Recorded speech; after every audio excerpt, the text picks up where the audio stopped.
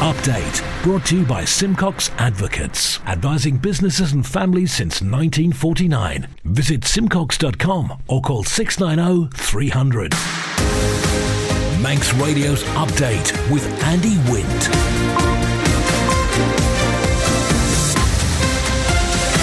Fast am I. Good evening. It's 5:30. This is Update for Wednesday, 13th of December 2023 from Manx Radio. 30 minutes looking at the latest news on the Isle of Man, background to that news and sport, business, Sea-Watch, travel updates and the newsmakers in person this evening. Steam packet labour dispute. Who is saying what to whom? An immigration health surcharge may be coming. Latest on Ramsey's Sulby Riverside project. A £1.6 million upgrade to the Villa Gaiety sound and lights. And the ambition to end homelessness here. Man Benham for all your business and legal needs. First of all, at 29 minutes ahead of 6 o'clock, the Update News headlines. Fast am I, Lewis Foster. Fast am I.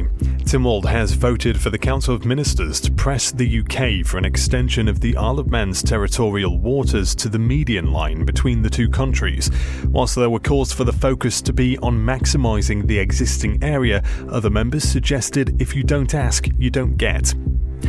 Cases of norovirus are on the rise in the island. Manx Care says the highly contagious infection is spread easily on contact and urges anyone with symptoms or recently recovered to avoid visiting medical facilities for at least 48 hours after returning to normal health.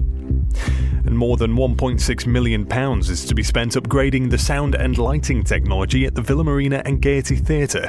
A two-phase project will see equipment described as obsolete, substandard and unreliable replaced. In the international news, a deal at the COP28 climate summit calling for a transition away from fossil fuels is being called an historic breakthrough. But nations hard hit by climate change have been critical. Samoa says its representative was not in the room when the deal was approved. One of James Bulger's killers, John Venables, has failed in a bid to be freed from prison after parole officers ruled he remains a danger to children. Venables was 10 when he murdered the 2-year-old in Merseyside in 1993. And Mark Drakeford is to stand down as Welsh Labour leader in March next year. His resignation triggers a leadership contest to elect a new First Minister. Those are the headlines. I'll be back with the news at 6 o'clock. Secure tomorrow today with Man Benham's guidance on powers of attorney and more. Manx Radio Weather with Manx Glass and Glazing. Jeremiah, thank you. Lewis from the Ronaldsway Met Office. There is a strong wind warning in operation for overnight. State of sea, slight or moderate. And this evening, well, it's going to get nippy. An evening frost is likely and a light southerly. That will pick up and the frost will go, then we'll get some cloud and a fresh to strong south-southwesterly, bringing rain overnight. Minimum is 8 degrees Celsius. And for Thursday, Jordan dry with bright intervals tomorrow and a moderate to fresh westerly. Top temperatures 9 down to 8 through the night. And Jehenia dry and bright on Friday with a brisk southwest wind. Daylight maximums 11. Tides on the way out. Low water at 13 minutes before 6. High tide 13 minutes before midnight tonight. Low water tomorrow morning 4 minutes past 6. Sunrise 8:30 and the morning high water at 6 minutes to midday. Manx Glass and Glazing are proud to be an approved contractor with Construction Isle of Man. Call the team on 674 573 or visit the showroom on the Snugborough Trading Estate. There appears to be confusion over what a maritime trade union is actually demanding of the Isle of Man Steam Packet Company. The two sides in the Live On Board row appear to be having opposing views as to what the dispute is actually about. The full story from Christian Jones. The Steam Packet Company thinks Nautilus wants to squeeze as much money out of them as possible. Our initial understanding of the dispute was that they had members who didn't want to live aboard. Now that appears to not be the case. Nautilus, because a recent press release from Nautilus said that living aboard wasn't an issue. We feel as if we're sort of being held to ransom, if you like. They want to put the island under siege. The island will suffer, absolutely. And Nautilus, being a UK-based union, that seems to be lost on them. From day one of me speaking to Nautilus, they've been threatening strike action. It's almost as if that's what they want. That's the managing director, Brian Thompson, there, but that claim the union wants strike action has previously been refuted by the union, who call it a last resort. But when asked if this dispute was in fact about the compensation figure for those who agreed to the terms, the senior national organiser, Gary Elliott, said this. It equates, I think we calculated it roughly around about £6 per working day. Not the day they're on leave or rest, £6 per working day. To actually be captive away from family for more than 80 days extra. Does that seem like a generous package to you? Is that something that people ashore would believe to be generous? What would that get you, a coffee and a biscuit? Nautilus has never really progressed the financial element of it, because our members have told us since day one it's not about the money. It's not about the financial element. It's about the leave and the lifestyle and the work-life balance that's going to be lost. Union members have until the 18th of December to return their ballot paper, which is likely to reject the ferry company's offer and as a result see officers take industrial action. More than £1.6 million of Manx taxpayers' money is going to be spent upgrading the sound and lighting technology at the Villa Marina and Gaiety Theatre. Tynwald voted in favour of the project despite a debate around the timing of the funding. You'll hear first of all the DESC Minister, Julie Edge, MHK. They are Ireland's largest performance spaces and their flagship buildings for creativity and entertainment on our island. Between April and October this year, the Villa Gaiety has welcomed just over 145,000 visitors to the site. We should stand proud and say we demand that this improved equipment goes there. The new lighting proposed uses nearly 50% less power than the current obsolete system. Over the expected lifespan, 10 to 15 years or more, new kit will provide a direct saving on revenue spend and energy cost reduction. I can assure you that I wouldn't be standing supporting this if I didn't think that there was a risk to actually something very important to us. So the question you need to ask yourself is, how much are you willing to take that risk? It will never be a good time. Given our current financial challenges, I cannot in good conscience support spending the amount of money at this time on nice-to-have equipment. We're being asked to make a decision on a project in isolation with no context. No idea of what must fall by the wayside if £1.6 million are spent here. We don't get to determine which capital schemes go ahead and which don't. We get a take it or leave it choice. Given the cost of living crisis, the timing of such expenditure is both ill-conceived and extravagant, whilst many of our people still have the wolf at the door. And so to the final act, the vote. 20 ayes and 3 noes in the House of Keys, the entirety of Legislative Council in support, and an assurance from the Treasury Minister that the show must go on. This is a large project. It does have a large price tag, but this is balanced over 3 years, over 2 phases, and will result in an offering that we will be able to enjoy well into the next 2 decades.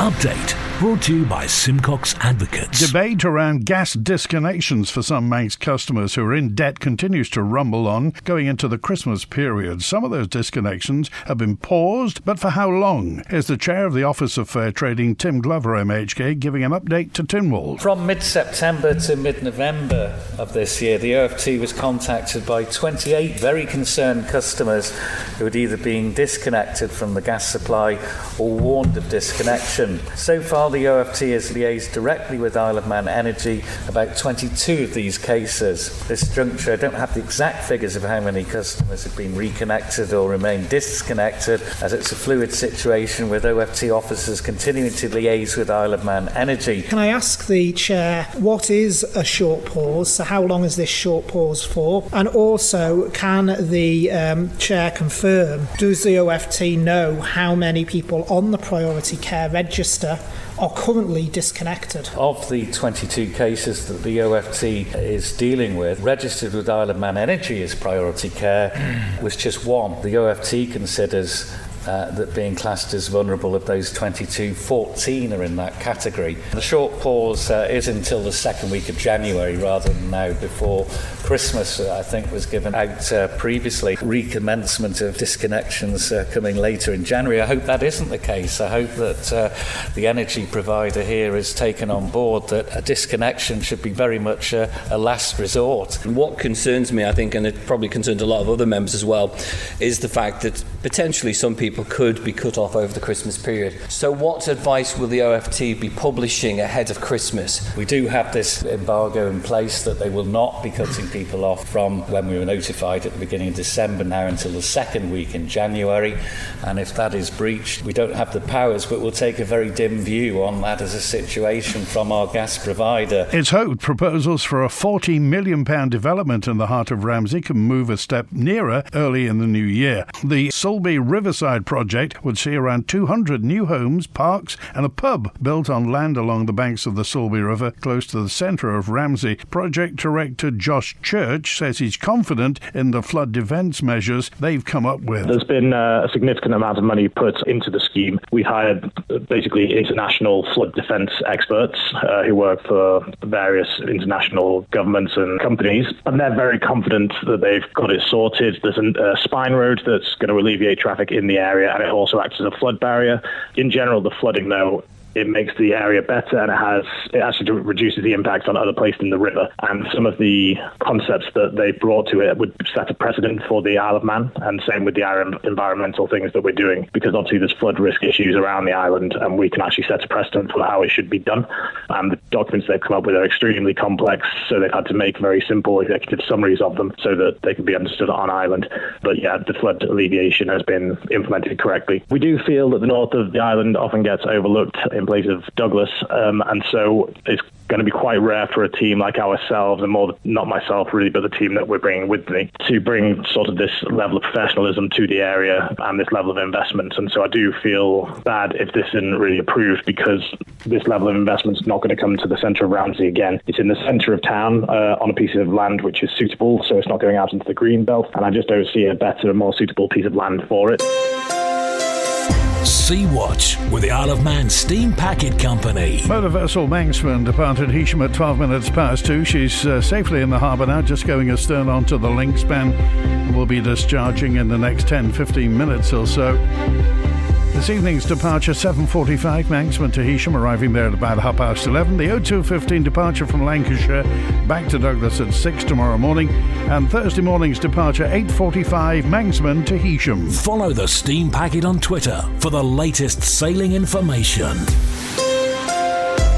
The Council of Ministers is to consider options for an immigration healthcare surcharge for those who move to the Isle of Man on a visa. Treasury Minister Dr Allinson MHK made the amendment to a motion from Douglas South MHK, Claire Christian, at this month's sitting of Tynwald. He said it should be looked at as part of the government's economic strategy. I'm grateful to members of the Tynwald Select Committee on Population Rebalancing, who in their comprehensive report started to explore the use of incentives and disincentives to start exerting some control over how our population develops as we grow the active working population to address our dependency ratio. Whilst people moving here on an immigration visa account for one route to join our community, there are many others, and I would like to propose an amendment which I hope will widen the scope as we examine a range of ways we can attract people to join us, while also investing in our key infrastructure, especially our healthcare and educational provisions. I would like to propose the amendment circulated just now, which deletes the wording after Tynwald is of the opinion and inserts new text, so the complete motion would read that Tynwald is of the opinion that a range of incentives and disincentives, including an immigration healthcare surcharge, should be considered by the Council of Ministers in the context of the economic strategy and the Tynwald Select Committee report on population rebalancing, and a report submitted to Tynwald by the last day of July 2024.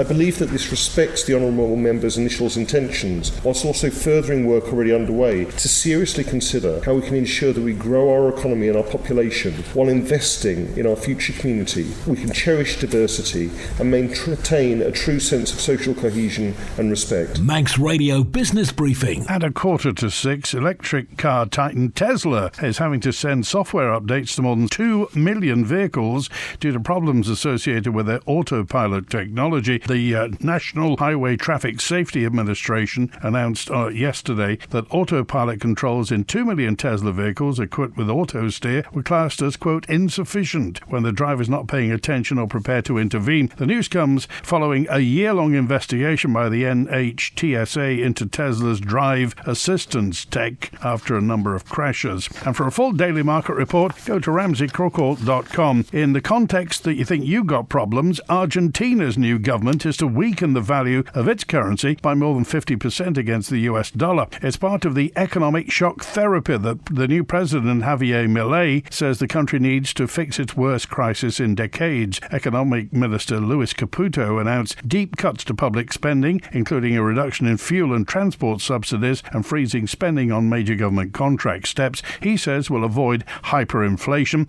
and he says it's better to tell an uncomfortable truth than a comfortable lie. Argentina's battling soaring inflation, prices up 150% year on year. It has low cash reserves, high government debt, and 40% of Argentinians are living below the poverty line. The International Monetary Fund, which Argentina owes $44 billion, that's 35 billion sterling, calls the measures bold, and they will help create the environment for private sector growth. The Stock Market Report, brought to you by Ramsey Crookall. UK and European markets closed flat. The dollar edged up against the euro ahead of the conclusion of the Fed Reserve policy meeting. US crude oil prices dropped and gold extended gains. The numbers from Ramsey Crookall at the close in London: the FTSE 100 up 0.08%, 7,548. The DAX in Frankfurt up just over 0.1% at 16,766. The Dow Jones Industrial a short time ago in New York City is up 0.03% at 36,587. The Nasdaq Tech Stocks Index up just over 0.1% at 14,550, and the S&P 500 in Chicago up just over 0.1%, almost 0.2% at 4,650. In the exchange markets, the British pound sterling's trading at $1 25.2 cents, €1 16 cents, and 23 South African rand 86.3 cents. In commodities, gold's up 0.2% at $1,982 per troy ounce, and a barrel of Brent crude up 1 1/3% at $74.23. You've got an investment plan? Yeah, Mike set it up. But don't you need loads of money to do that? Not this one. It's called Shearwater from Ramsey Crookall, and you pay in monthly as little as £100. So it's like saving regularly, really helping us invest in the future for a house or the kids' education. £100 a month? I could easily do that. You should. The sooner you start, the better. Invest in your future with as little as £100 a month. Shearwater from Ramsey Crookall, the island's investment specialist for 75 years. Call 717171 or visit ramseycrookall.com.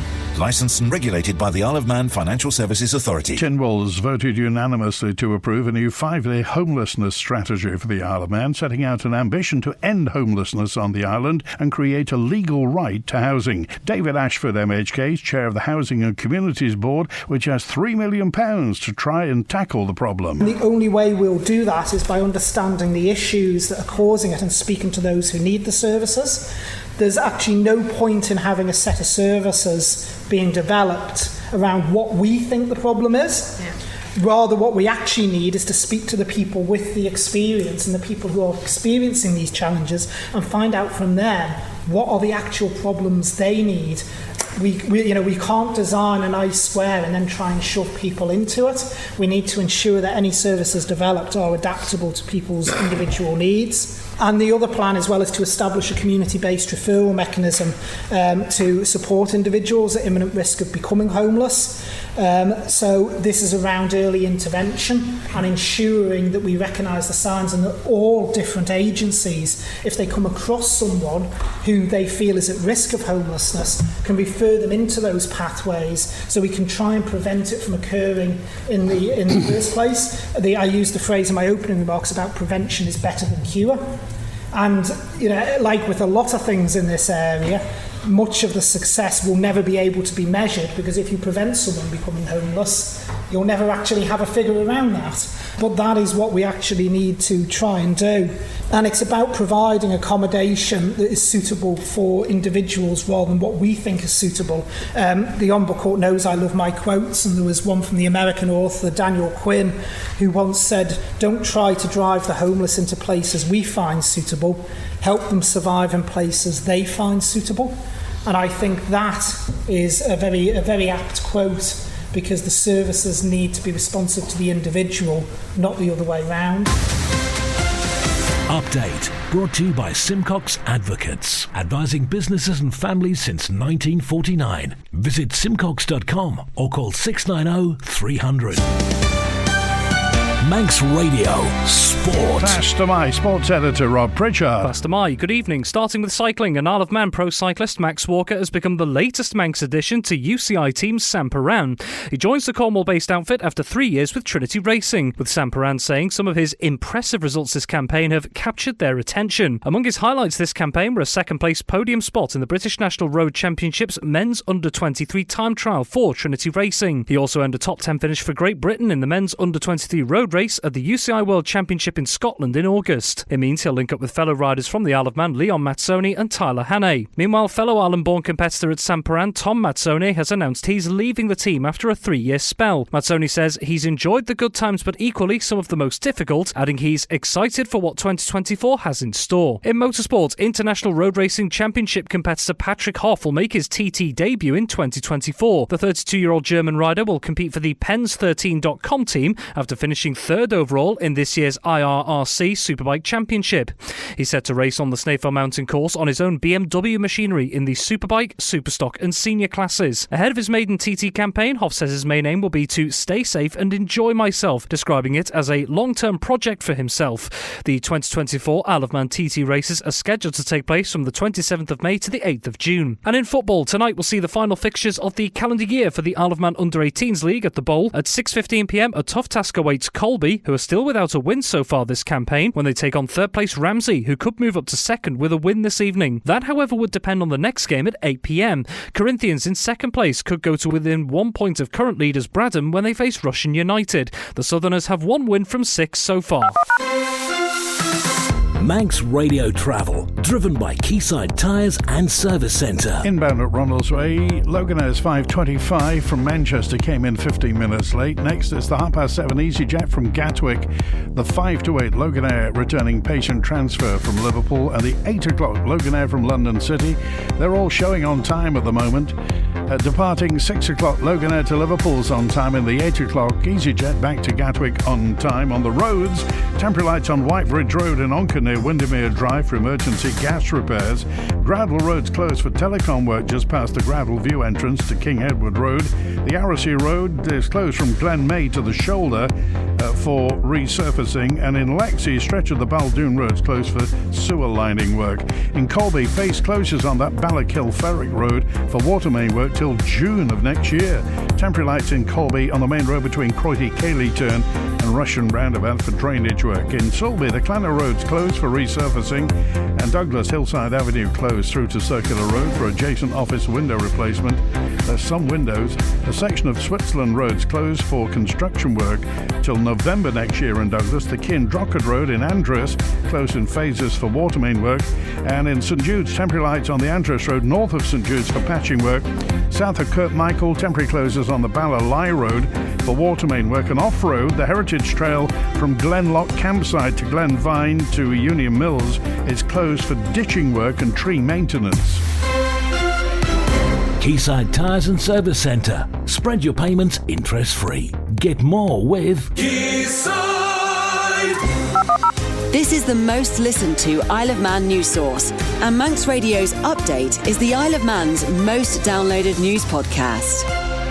Faster My, good evening. Thanks for joining Manx Radio. My name is Andy Wint, and every weekday evening between 5:30 and 6 you get nothing but Manx news, the news from the Isle of Man. And if you listen live, that's fine, but you can also pick it up as a podcast and listen anywhere, anytime, that you wish. Public Health is warning we could see outbreaks of measles on the Isle of Man if children aren't given the second dose of the vaccination. It's after a rise in cases in the United Kingdom following a drop in the uptake of the second jab. Our interim chair Public Health is Professor Van Woerden. Measles is usually suspected because of a rash that starts in the face and then spreads to the rest of the body. However, it usually starts with cold-like symptoms, runny or blocked nose, high temperature, sore throat, sore watery itchy eyes, and sometimes tiny little white spots called Koplik spots, which can appear inside the mouth 2 or 3 days after symptoms begin. There has been an increase in measles cases in parts of the UK following a drop in vaccination rates with the measles, mumps and rubella vaccine, which is offered to children at 1 year old and again at 3 years and 4 months.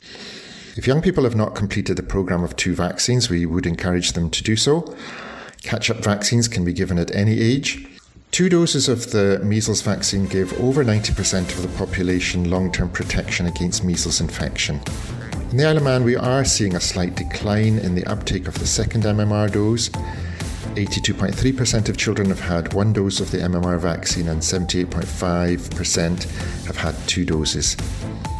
We've not seen an increase in measles cases on the Isle of Man at this point, but if the rate of MMR vaccine uptake continues to decline, it would increase the chance of an outbreak of measles on the island. Parents can check whether their children have had 2 measles vaccines by looking in their Red Book, checking online at Patient Access or contacting their GP practice. Young and older adults can also check this either online at Patient Access or by contacting their GP practice. That's it for Update Tonight, compiled from the resources of Manx Radio's news department. Thanks to newsreader Lewis Foster, producer Amy Griffiths. It's Wednesday, so after the news at 6, the arts programme Spotlight with Howie Kane, Greatest Hits with Chris Kinley at 6:30. And it's Wednesday, so Opera Hour with Ernie Thorne at 9, and I'm back tomorrow at 5:30. WINT